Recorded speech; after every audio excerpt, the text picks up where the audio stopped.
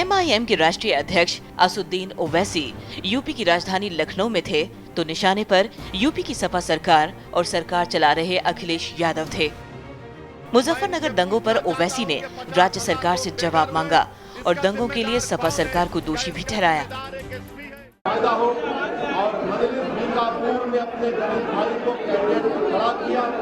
वहाँ की आवाम ने हमारा भरपूर तारीफ की और साथ ही साथ समाजवादी पार्टी की इस पॉलिसी को एक्सपोज कर दिया कि पिछले 3 साल से 3.5 साल से मुझे एक जलसा पब्लिक मीटिंग करने की इजाजत नहीं दे रहे। बीकापुर में जब इलेक्शन कमीशन के तहत इलेक्शन हुआ तो तमाम 2 पब्लिक मीटिंग मेरे हुए पुरअमन तरीके से हुए और इस तमाम बातों को एक्सपोज कर दिया कि समाजवादी पार्टी मजलिस पार्टी से डरती है, समाजवादी पार्टी नहीं चाहती, मजलिस पार्टी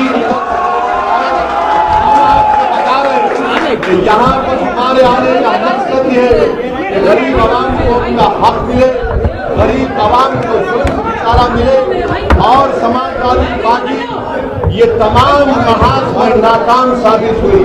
ये बात करते हैं सेकुलरिज्म की, ये बात करते हैं रवादारी की, मगर ये कौन सी रवादारी की बात है कि आप असदुद्दीन ओवैसी को एक जलसा करने की इजाजत नहीं देते। आज लखनऊ में आरएसएस के चीफ हैं, उनकी सभा होने जा रही है मगर असदुद्दीन ओवैसी को परमिशन नहीं किया जाता। इससे बात साबित हो गई कि कौन आरएसएस से मिला हुआ है।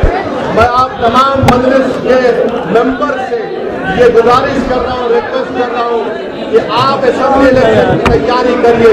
उत्तर प्रदेश आवाम को बताइए कि आजादी के बाद मुजफ्फरनगर का फसाद हुआ, 50,000 से जायद हिंदुस्तानी आवाम अपने घर से बेघर हो गए, 60 से जायद लोग मारे गए और सहाय कमीशन की रिपोर्ट आती है और रिपोर्ट ये कहती है कि सिर्फ 2 लोग इसके जिम्मेदार हैं।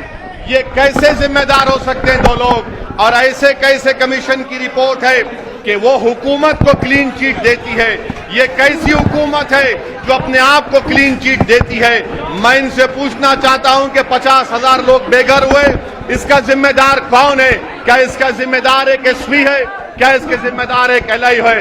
नहीं है, इसका जिम्मेदार हुकूमत है, इसका जिम्मेदार रूलिंग पार्टी है, इसका जिम्मेदार एडमिनिस्ट्रेशन है।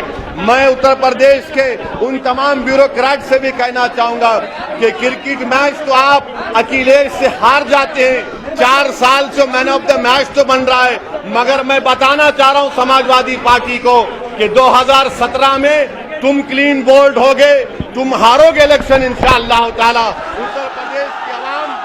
उत्तर प्रदेश की आवाम तंग आ चुकी है, चाहे वो दलित हो, चाहे वो मुसलमान हो, चाहे वो बैकवर्ड क्लास हो, हर महाज पर हुकूमत नाकाम साबित हो रही है।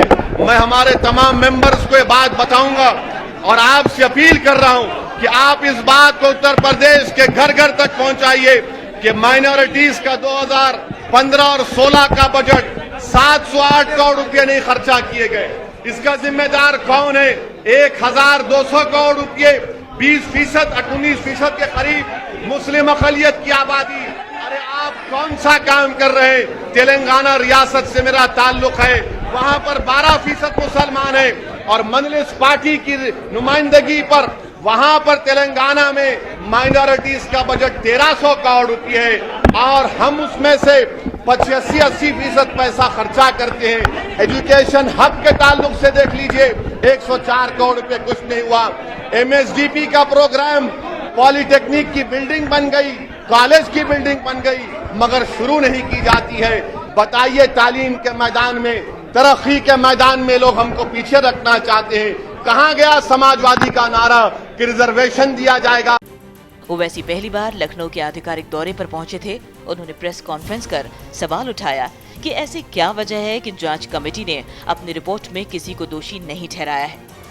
ओवैसी ने दावा किया कि उनकी पार्टी के पास ज्यादा ताकत नहीं है, लेकिन विधानसभा चुनावों में उनकी पार्टी को जीत मिलेगी।